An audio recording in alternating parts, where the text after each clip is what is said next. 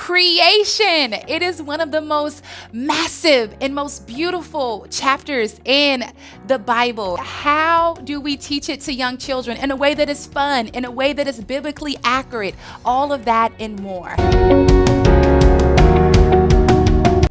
And in today's episode, I am going to be sharing with you guys some fun ways of how you can teach creation.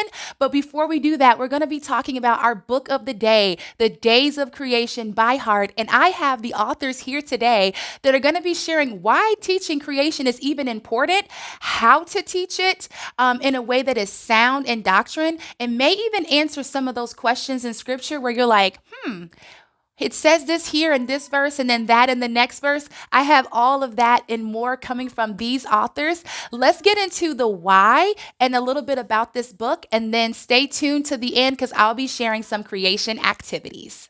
Hi, I'm Dr. Jim Mosley. In a world that tells our children they are accidents of chance, we need to remind them that they were created on purpose. That's why we wrote The Days of Creation by Heart, to help kids joyfully memorize what God did on each of the first 7 days. When Genesis says that on day 1, God said, "Let there be light," but on day 4, he created the sun, moon, and stars, it's not a fable told out of order. The celestial bodies are not light itself. They only produce or reflect it. On that first day, God created energy, and let there be light means let there be electromagnetic energy. Then he said there was evening and there was morning, the first day. Meaning then God also created time. That's why our book says about day 1, time begins and with it light. Imprinting the truth on a child's mind at an early age is brainwashing. But I mean that in contrast to brain pollution, which is what happens when our culture indoctrinates young minds with modern superstitions like Darwinism that are provably false. It's vital to teach young people the truth, because the truth will set them free and keep them free. And what I wanted to say is I wanted to help parents understand our heart in designing this book the way we did. The Days of Creation is basically interactive in that your child can not only read the book and read the book along with you, but then can go back and use their own creativity on the blank pages in the back of the book to write exactly how it is they see the days of creation, so what they took away from it. Dr. Mosley and I, when we were designing this book, decided that what we'd like to do is create something where your children have permission to draw in the book. We laughed about the fact that we used to tell our children, don't you write in books, and now our favorite books are the ones they've written in, right? So that's exactly how we designed this book, to give them permission to do that. And then going one step further from that, after being able to use these mnemonic devices to memorize scripture and being able to go and design their own designs in the book, their own artwork in the book, you can give it as a gift, maybe to the grandma or the aunt that read it to them. It's hard to find gifts for relatives and friends that are really from your children. This will be really from your children.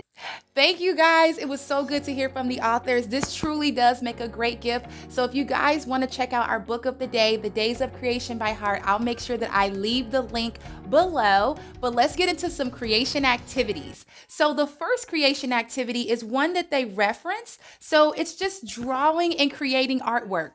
If you do get the book, The Days of Creation, in the back, there's plenty of blank space, and it has each day of creation on each page for children to create their own creation pictures. Activity number 2 is a creation scavenger hunt. You're going to go ahead and take your Bible and your children's book, and you're going to go on a walk. So as you're going on a walk and you're reading about the different things in creation, you're going to point out the different things that you read about either in your Bible or your children's book, and you're going to talk about it with the children. What do you see? Where is that? Why do you think God created that? Those are all great things to do when you're on your creation walk or your creation scavenger hunt.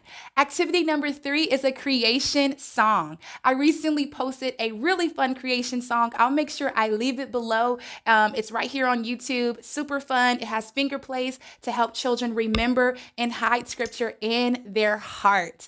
And then the last activity is praying for God's creation in different places. So you can take a globe or a map and have children put their hand on that place, or even my kids like to pray for the animals, and they can begin to pray for the different parts of creation. Now, this is earth, but they might want to pray for other things. And so those are just some easy creation activities, low prep.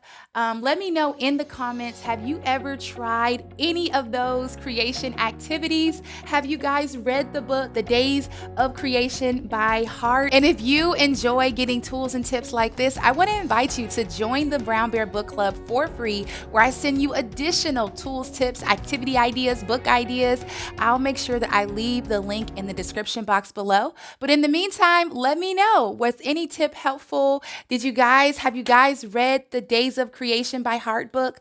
Let's talk about it in the comments. And that's all I have for you for now. And I'll talk to you soon. Bye, guys.